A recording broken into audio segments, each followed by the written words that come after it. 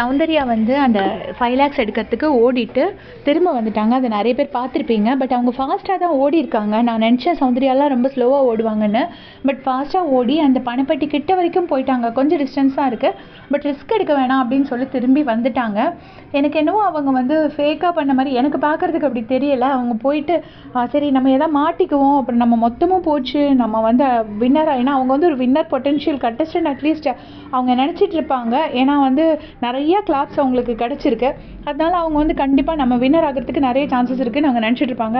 So அவங்களால அதை risk பண்ண முடியாது. ஸோ பெட்டர் பாதியில் வந்துடுதுன்னு என்ன கேட்டிங்கன்னா, இது வந்து ஓட்டப்பந்தயம் கிடையாது. ஸோ உங்களோட ஃபிசிக்கல் ஸ்ட்ரென்த் காட்டுறதுக்கு பிக் பாஸுங்கிறதே ஒரு மைண்ட் கேம். ஸோ அவங்க மைண்டை யூஸ் பண்ணி எனக்கு தெரிஞ்சு அவங்க வந்து இது நமக்கு சரிப்பட்டு வராதுன்னு அவங்க திரும்பி வந்தது தான் வந்து ரொம்ப ஸ்மார்ட் மூவ் அப்படின்னு நான் நினைக்கிறேன். என்னவோ எல்லாரும் சிரிக்கிறாங்க, பட் எனக்கு வந்து அவங்க பண்ணுறது பார்க்குறதுக்கு வந்து ரொம்ப ரொம்ப ஸ்மார்ட்டாக ஒரு டெசிஷன் எடுத்து திரும்பி வந்த மாதிரி தான் இருக்குது. So good, well plate Soundarya. அதாவது அவங்க ஒருவேளை ட்ரை பண்ணி இது பண்ணணும்னு நினச்சிருந்தா கூட பரவாயில்ல, அட்லீஸ்ட் போயிட்டு திரும்பி வந்துட்டாங்க. ஆனால் அந்த 10 லேக்ஸை வந்து அந்த 5 லேக்ஸ் வந்து வின்னர் ப்ரைஸ் மணிலேருந்து கம்மி பண்ணாங்களா இல்லை கம்மி பண்ணலையாங்கிறது எனக்கு தெரியலை. கம்மி பண்ணியிருக்க வாய்ப்பு இல்லை, ஏன்னா அவங்க வின் பண்ணலை. இருந்தாலும் அந்த வின்னர் அமௌண்ட் வந்து நான் கொஞ்சம் நேரம் லைவ் பார்க்கல.